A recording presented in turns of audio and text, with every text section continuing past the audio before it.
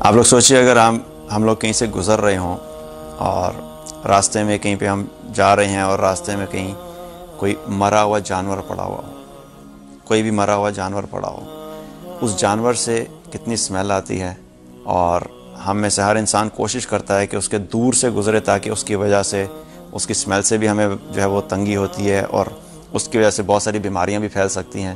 تو ہم میں سے ہر انسان اس کو اوائڈ کرنے کی کوشش کرتا ہے کہ اس کے قریب سے نہ گزریں، اس کے دور سے گزر دیں۔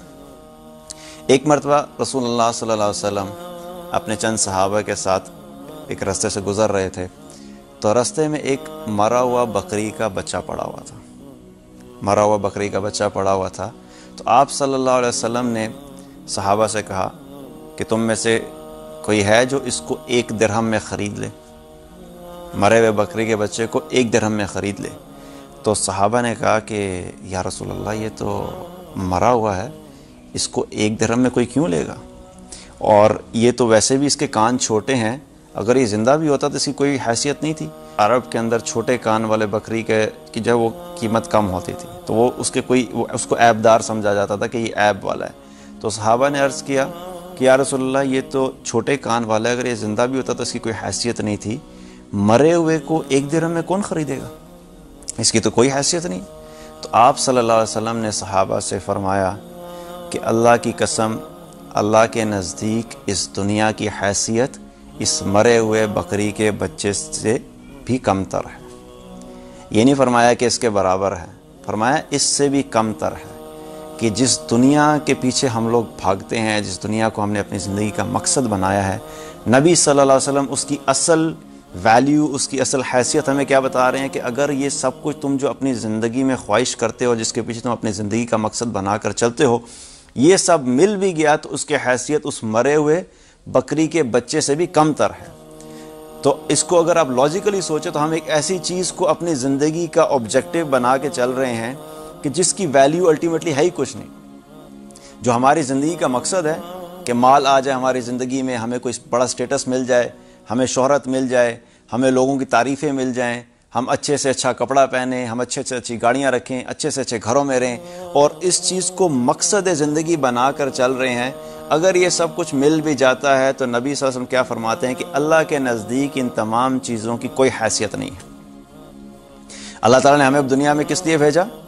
وَمَا خَلَقْتُ الْجِنَّ وَالْإِنسَ إِلَّا لِيَعْبُدُونَ، میں نے انسانوں اور جنوں کو دنیا میں اس لیے بھیجا ہے کہ صرف اور صرف وہ میری بندگی کریں، میری عبادت کریں، میری غلامی کریں۔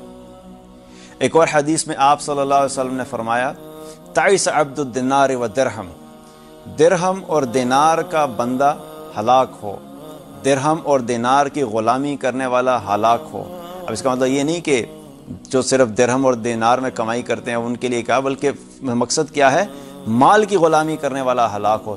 جس نے اپنی زندگی میں مال کی غلامی کی، اور اس کی زندگی کا مقصد کیا ہے کہ صبح سے لے کے رات تک وہ صرف اور صرف اسی چیز کے اوپر فوکس کرتا ہے کہ کس طریقے سے میرا مال بڑھ جائے، صبح سے لے کے رات تک اپنے مال کو گنتا رہتا ہے، صبح سے لے کے رات تک اپنی زندگی کے اندر ہر چیز میں جو بھی کام کرے گا اس میں اس کا مقصد یہ ہو کس طریقے سے میرا مال بڑھ جائے، ہر اس عمل کو کرے گا، ہر اس کام کو کرے گا، ہر اس جگہ پہ جائے گا جہاں پہ اس کو مال کے بڑھنے کا چانس ہو، وہاں پہ جائے گا، اور جہاں پہ مال کم ہوگا اس جگہ کو چھوڑ دے گا، اس کام کو چھوڑ دے گا۔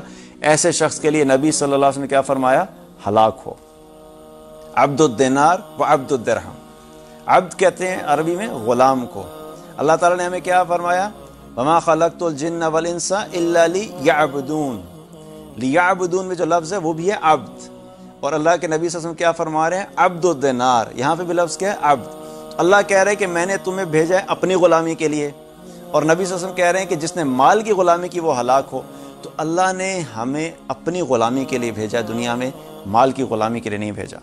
اب اس کا مطلب یہ نہیں کہ مال کمایا نہیں جائے اور سب کچھ چھوڑ کے گھر میں بیٹھ جائیں اور گھر والوں کی جو ضروریات ہیں وہ کہاں سے پوری ہوں گی۔ اکثر لوگ کہتے ہیں مال نہیں کمائیں گے تو گھر والوں کو کھانا کہاں سے کھلائیں گے، بلز کہاں سے پے کریں گے، اسکول کی فیس کہاں سے دی جائیں گی۔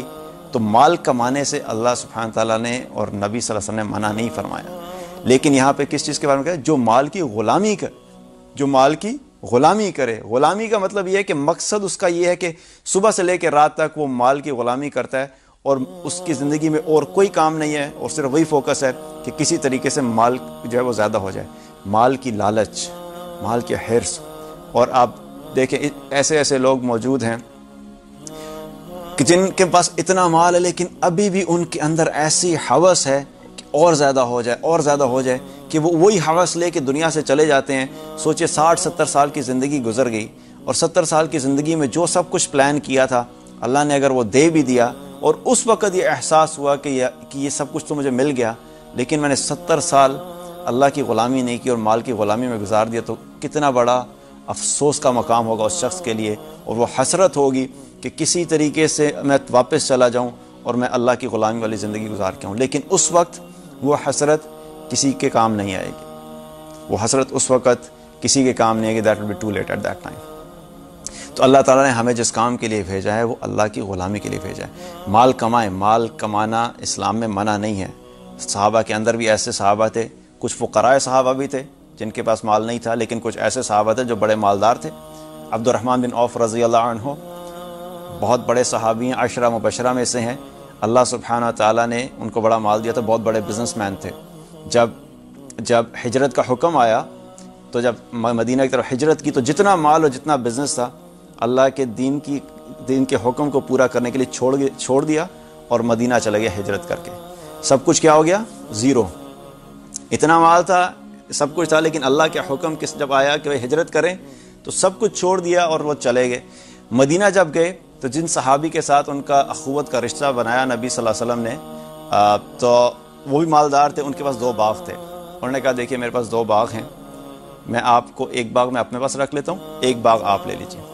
تو انہوں نے کہا کہ اللہ تعالیٰ آپ کے مال میں برکت عطا فرمائے، آپ یہ باغ اپنے پاس رکھیے، مجھے صرف منڈی کا راستہ بتا دیں، کہ منڈی کا راستہ بتا دیں، میں وہاں جا کے محنت کر کے انشاءاللہ خود کما لوں گا۔ تو چونکہ تھے تو بزنس مین، اب جب وہاں گئے تو انہوں نے دوبارہ سے بزنس شروع کیا تو اللہ تعالیٰ نے انہیں دوبارہ وسعت دے دی، وہ دوبارہ مالدار ہو گئے۔ اور اپنے بارے میں فرمایا کرتے تھے کہ اللہ نے میرے لیے مال میں اتنی وسعت اور فراخی رکھی ہے کہ میں اگر پتھر بھی اٹھاتا ہوں تو اس کے نیچے سے اللہ تعالیٰ میرے لیے سونا یا چاندی نکال دیتا ہے، کہ اللہ مجھے اتنا مال عطا کرتا ہے۔ یہ سبحان اللہ، یہ اللہ کی دین تھی عبد الرحمن بن عوف رضی اللہ عنہ کے لیے۔ اب اتنا مال ہونے کے باوجود، اب فرق میں آپ کو بتا رہا ہوں، مال ہونا اور مال کی محبت ہونا فرق کیا ہے۔ ان کے پاس مال تھا لیکن ان کے دلوں میں مال کی محبت نہیں تھی، ان کا مقصد نہیں تھا۔ مکہ میں مال تھا، حکم آیا اللہ کا ہجرت کرو، مال چھوڑ دیا، اللہ کے حکم کو پرائرٹی دی، مدینہ چلے گئے، زیرو ہو گیا۔ لیکن افسوس نہیں کیا کہ اللہ کے دین کا حکم، اللہ کا حکم مانا تو دیکھیں میرا نقصان ہو گیا، میں تو اللہ کے دین کے لیے یہ کیا تو میرا سارا مال ختم ہو گیا، تو اس چیز کا نہیں، اللہ کے حکم کو پرائرٹی دی۔ دوبارہ سے اللہ نے جب فراخت دی تو اتنا مال تھا ان کے پاس کہ ایک دفعہ ان کا قافلہ جو ہے مال کا مدینہ میں داخل ہو رہا تھا، 700 اونٹ مال سے لدے ہوئے مدینہ میں جب داخل ہو رہے تھے تو مدینہ کی زمین تھر تھرانے لگی۔ وہ آواز سن کے عائشہ رضی اللہ نے پوچھا کہ یہ کس چیز کی آواز ہے؟ تو لوگوں نے ان کو بتایا کہ عبد الرحمن بن عوف کے قافلے جو ہیں مدینہ میں داخل ہو رہے ہیں، تجارت کے قافلے مدینہ میں داخل ہو رہے ہیں۔ تو حضرت عائشہ رضی اللہ نے فرمایا کہ عبد الرحمن بن عوف کے بارے میں نے نبی صلی اللہ علیہ وسلم سے جنت کی بشارت سنی ہے، میں نے سنا ہے کہ اللہ کے نبی صلی اللہ علیہ وسلم نے ان کو جنت کی بشارت دی تھی۔ اب کسی شخص نے یہ سنا اور یہ خبر لے کے پہنچ گیا عبد الرحمن بن عوف کے پاس کہ حضرت عائشہ رضی اللہ عنہ کہہ رہی ہیں کہ نبی صلی اللہ علیہ وسلم نے آپ کے لیے جنت کی بشارت دی تھی۔ یہ بات جب سنی عبد الرحمن بن عوف نے، انہیں اتنی خوشی ہوئی کہ فوراً بھاگے وہاں سے اور اماں عائشہ رضی اللہ عنہ کے پاس پہنچے اور ان کے پاس جا کے کہا کہ اماں جان، میں یہ بات سن رہا ہوں کہ آپ نے فرمایا ہے کہ نبی صلی اللہ علیہ وسلم نے میرے لیے جنت کی بشارت دی تھی۔ تو انہوں نے کہا ہاں بالکل، انہوں نے آپ کے لیے جنت کی بشارت دی تھی۔ تو انہوں نے کہا کہ آپ گواہ رہیے گا، میں یہ سارے 700 اونٹ اللہ کے راستے میں صدقہ کرتا ہوں۔ اس خبر کی اتنی خوشی ہوئی، 700 اونٹ سامان سے لدے ہوئے، ایک سیکنڈ بھی نہیں سوچا اپنے دماغ میں کہ یار 700 اونٹ ہیں، چلو 100 دے دیتا ہوں، 600 رکھ لیتا ہوں۔ ان کے دلوں کے اندر دنیا کی محبت نہیں تھی۔ صحابہ کے پاس مال تھا، مالدار صحابہ تھے، لیکن دل میں محبت نہیں تھی، دل میں لالچ نہیں تھی، دل میں اللہ کی محبت تھی، دل میں اللہ کے نبی صلی اللہ علیہ وسلم کی محبت تھی، دل میں اللہ کے دین کی محبت تھی، اور ان کی ہر چیز ہر چیز، ہر ریسورسز جو ہیں وہ اللہ کے دین کے لیے ڈیڈیکیٹڈ تھا کہ کسی طریقے سے اللہ کے دین کو ہماری طرف سے فائدہ پہنچے. یہ فرق ہے مال ہونے میں اور مال کی محبت ہونے میں. آج ہمارا کیا معاملہ ہے کہ ہم مال کی محبت میں اتنے گرفتار ہوتے ہیں کہ اللہ کہ جب مال ہمارے پاس بڑھتا ہے تو ہم خوش ہوتے ہیں، جب مال ہمارے سے کم ہوتا ہے تو ہم افسوس کرنا شروع کر دیتے ہیں، اور اگر کم ہونا شروع ہو جائے تو پھر ہم یہ بھی نہیں دیکھتے کہ حلال طریقے سے کمانا ہے کہ حرام طریقے سے کمانا ہے. پھر جو بھی راستہ ملتا ہے ہم کہتے ہیں بس مال کو بڑھانا ہے، چاہے اللہ کا حکم ٹوٹتا ہے تو ٹوٹے، چاہے اللہ کے نبی صلی اللہ علیہ وسلم کا حکم ٹوٹتا ہے تو ٹوٹے. اس چیز کا بھی ہمیں خیال نہیں رہتا، چونکہ مال کی غلامی اتنی زیادہ ہو چکی ہے.